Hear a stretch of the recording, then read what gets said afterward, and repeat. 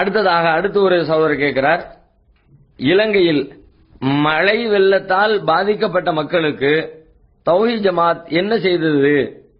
வெள்ளத்தால் பாதிக்கப்பட்ட மக்களுக்கு ஜகாத் பணத்தை கொடுக்கலாமா அப்படின்னு 2 கேள்வி கேட்கிறாங்க. மழை வெள்ளம் இலங்கையை புரட்டி போட்டிருக்கிறது. அங்கிருந்து வருகிற தகவல்கள் உண்மையிலே மிகுந்த கவலையை நமக்கு அளிக்கின்றது.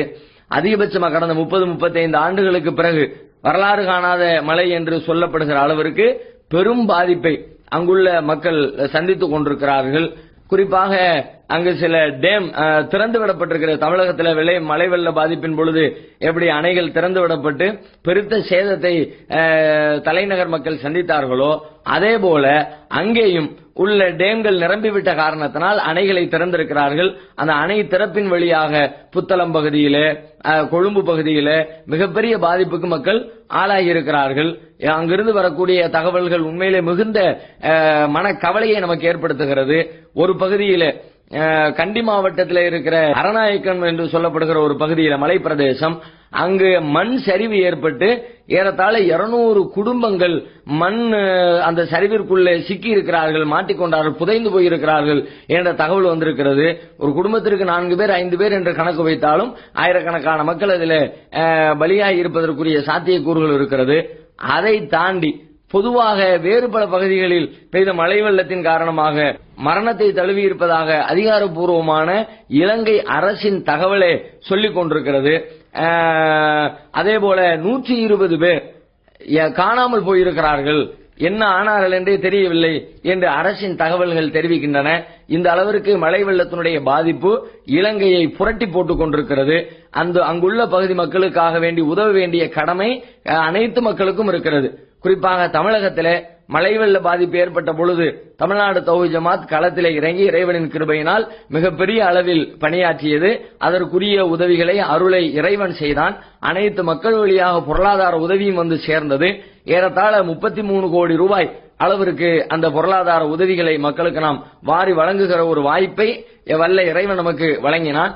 அதே போல இப்பொழுது அங்கே களத்திலே அங்கு தமிழ்நாடு தௌஹீத் ஜமாத், ஸ்ரீலங்கா தௌஹீத் ஜமாத்தினுடைய அங்கமாக செயல்பட்டுக் கொண்டிருக்கிற SLTJ ஸ்ரீலங்கா தௌஹீத் ஜமாத் களத்திலே நிற்கிறார்கள்.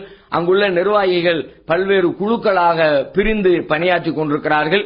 இங்கே ஆரம்ப கட்டத்தில் மழை வெள்ளத்தின் பொழுது என்னென்ன சிக்கல்களை எல்லாம் நாம் சந்தித்தோமோ அதுபோல பல சிக்கல்களை அவர்களும் சந்தித்துக் கொண்டிருக்கிறார்கள்.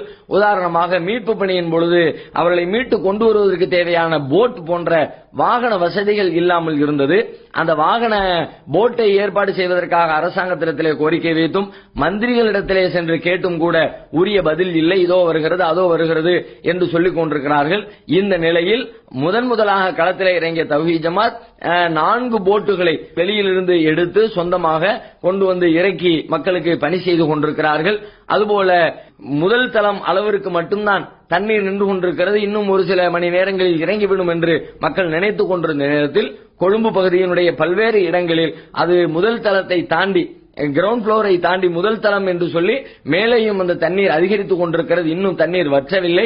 மக்கள் ஆங்காங்கே கூரைகளுக்கு மேல் ஏறி நின்று தமிழகத்தை போலவே அங்கே உள்ள காட்சிகளையும் நாம் காண முடிகிறது. மிகப்பெரிய இழப்புகளை அவர்கள் சந்தித்துக் கொண்டிருக்கிறார்கள். அதிலே நீந்தி சென்று தங்களால் இயன்ற அளவிற்குரிய வேலைகளை நம்முடைய ஜமாத்துடைய நிர்வாகிகள் செய்து கொண்டிருக்கிறார்கள். ஒரு இடத்திலே பணி செய்ய செல்கிற நேரத்தில் அங்குள்ள தொழிற்சாலையினுடைய கழிவுகள், அங்க இருக்கிற ஆயில் அனைத்துமே தண்ணீரில் கலந்து அதிலே நீந்தி சென்று கடுமையான ஒரு சிரமத்திற்கு பிறகு, ஏன்னா தண்ணீர் முழுக்க அந்த பகுதியில் நீந்தி செல்லும் பொழுது முழுக்க தண்ணீர் முழுக்க ஆயிலால் நிரம்பி விட்டது. அந்த தண்ணீருக்குள்ளதான் போயிருக்கிறாங்க. சில பேர் அதையெல்லாம் குடித்து பணியாற்ற சென்ற நம்முடைய நிர்வாகிகள் சில பேருக்கு உடல் உபாதை ஏற்படுகிற அளவிற்கு சூழல் ஏற்பட்டிருந்தாலும் கூட அங்கே மக்கள் உயிருக்காக போராடி கொண்டிருக்கிறார்கள். அவர்களுக்கு நம்மால் ஆன உதவிகளை செய்ய வேண்டும் என்ற உணர்வோடு களத்திலே நின்று பணியாற்றிக் கொண்டிருக்கிறார்கள். அவர்களுக்கான பொருளாதார தேவை அதிகம் இருக்கிறது. களத்திலே பல்வேறு ஊர்களில் இருந்தும் மக்கள் அங்கே வந்து குழுமி பணியாற்றிக் கொண்டிருக்கிறார்கள். அதிலே நாமும் நம்முடைய தலைமையின் சார்பாக அங்குள்ள வேறு மாவட்ட மக்களுக்கு கோரிக்கை வைக்கிறோம். நம்முடைய நிர்வாகிகள், உறுப்பினர்கள் அத்தனை பேரும் பாதிக்கப்பட்ட பகுதிக்கு உடனடியாக விரைந்து சென்று களப்பணிகளில் நீங்கள் ஈடுபட வேண்டும். இறைவன் இதற்கு ஒரு மிகப்பெரிய நன்மையை நாளை மறுமையில் நமக்கு தருவான் என்ற நம்பிக்கையோடு இந்த களப்பணியில் நீங்கள் பங்காற்ற வேண்டும் என்று சொல்லி நம்முடைய ஜமாத்துடைய நிர்வாகிகளுக்கும் உறுப்பினர்களுக்கும் தலைமையின் சார்பாக குறிப்பாக நாம் கேட்டுக்கொள்கிறோம். உடனடியாக அவர்கள் தலைநகருக்கு கொழும்புக்கு வர வேண்டும், வந்து பணிகளை மேற்கொள்ள வேண்டும் என்று கேட்டுக்கொள்கிறோம். அது மட்டும் இல்லாமல் இந்த பணியை நாம கையிலெடுத்து செய்ய ஆரம்பித்ததற்கு பிறகு நல்லதொரு மாற்றம், குறிப்பாக சிங்களர்கள் மத்தியிலேயே நம்முடைய ஜமாத்தின் சார்பிலான இந்த பணிகள் ஒரு பேசப்படும் பொருளாக மாறி இருக்கிறது. எங்கு பார்த்தாலும் வரவேற்று நம்மை கௌரவித்துக் கொண்டிருக்கிறார்கள். அழகான பணியை, அற்புதமான பணியை செய்து கொண்டிருக்கிறீர்கள்.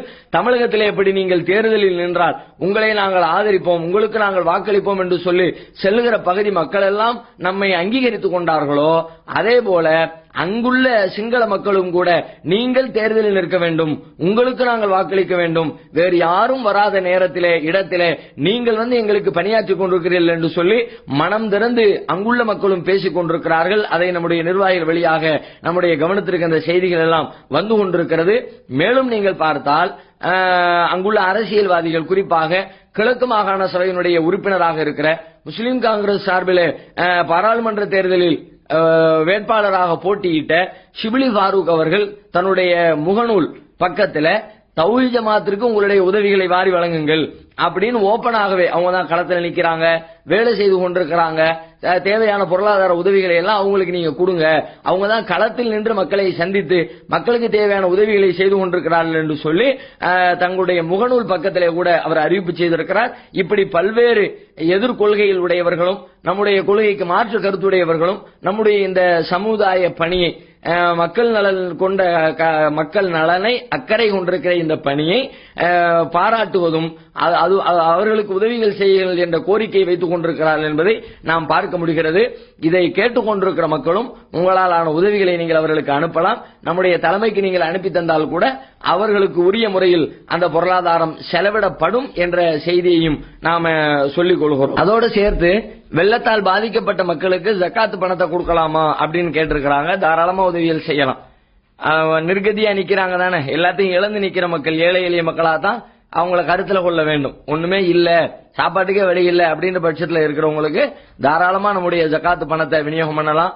ஜக்காத்து பொருட்களை பெற தகுதி பெற்றவர்கள் அப்படின்னு எல்லாம் வந்து ஒரு 8 பேரை பட்டியல் போடுறான். அதுல முதல் 2 இடத்தை நீங்க பாத்தீங்கன்னா இன்னம ஸதகாத்துல் லில் ஃபுகராஇ வல் மசாகின், ஏழைகளை தான் 2 பிரிவினர். ஒண்ணுமே சோத்துக்கே வழி இல்லாத அந்த மாதிரியான லெவல்ல இருக்கிறவங்க, கையேந்திர நிலைக்கு வந்துட்டவங்க அப்படின்னு 2 வகையான ஏழ்மை நிலையில உள்ளவங்களை தான் அல்லாஹ் முதல் 2 இடத்துல குறிப்பிடுகிறான். அதனால அங்குள்ள மக்கள் அந்த நிலையில தான் இருக்கிறாங்க.